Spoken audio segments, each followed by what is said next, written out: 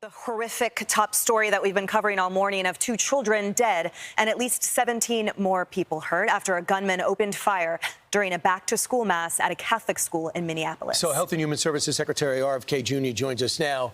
And I know we're all watching this together, Mr. Secretary, and wondering how we would prevent it. And we're still trying to get a lot of answers to a ton of questions.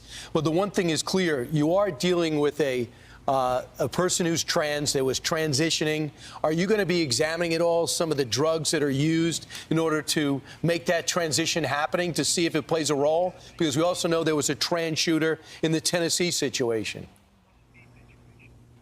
Yeah, we are doing those kind of studies now at NIH. We're launching studies on the potential contribution of some of the SSRI drugs and some of the other psychiatric drugs that might be contributing to violence. You know, many of them on there had black box warnings that warn of suicidal ideation and homicidal ideation. So we can't exclude those as a culprit, and those are the kind of studies that we're doing. So I've never seen that medicine, but you're saying that if you get it, some of the side effects could be homicide, suicide? Well, there are black box warnings on some of these psychiatric drugs that warn about, in their clinical trials, that they saw suicidal and homicidal ideation. So, you know, we are going into that with an open mind. We're looking, a lot of these studies have not been done in the past because of HIPAA regulations, which protect the privacy of patients. But it's something right now that we are looking at. We need to look at it, and we need to explain why all this violence is happening, and we need to look at every possibility. Right. So obviously you have a lot of things at play, whether it's the SSRIs or just the profound mental disease that is affecting a lot of these people. And obviously we have endured a lot of these shootings over the years. What can be done about the HIPAA regulations so that federal authorities can get around that and actually examine the bodies and do forensic analysis of some of the mental diseases that go into this? We have the authority to do that. We need IRB approval to do those kind of studies, but we can get to that data. It has not been done in the past. And we need, you know, this kind of violence is very recent. It's a new thing in human history. There was no time in the past when people would walk into a church or a classroom and start shooting people. And it's not really happening in other countries. It's happening here, and we need to look at all of the potential culprits that might be contributing to that. Secretary, the CDC director was fired after refusing to resign as her lawyers accuse you, sir, of putting millions of American lives at risk as a CDC vaccine chief slammed in a resignation post. What are your thoughts on that, sir? Well, I'm not going to comment. It would be inappropriate for me to comment on a personnel issue. What I will say is, you know, President Trump has very, very ambitious hopes for CDC right now. CDC has problems. You know, we saw the misinformation coming out of COVID.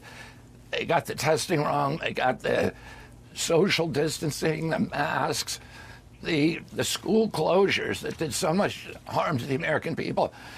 Today on CDC's website right now, they list the 10 top the 10 greatest advances in medical science, and one of them is abortion. Another is fluoridation, another is vaccines. So we need to look at the priorities of the agency. If there's really a deeply, deeply embedded, I would say, malaise at the agency.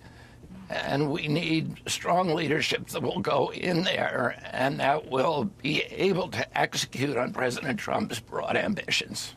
Yeah, to restore this agency to gold standard science and to what it was when we were growing up, which was the most respected health agency in the world.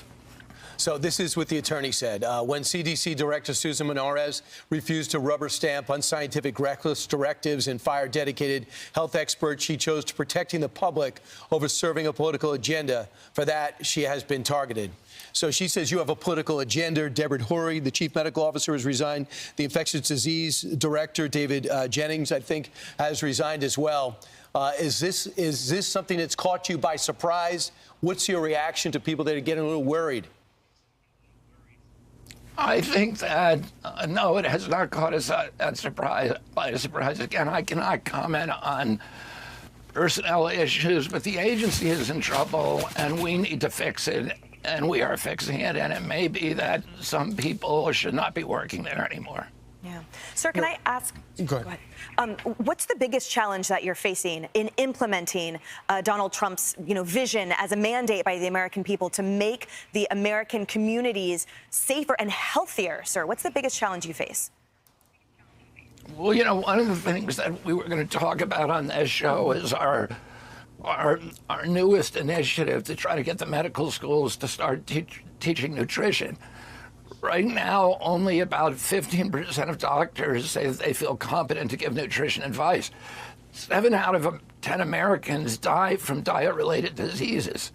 So, and you can reverse up to 50% of diabetes cases just by changing the diet.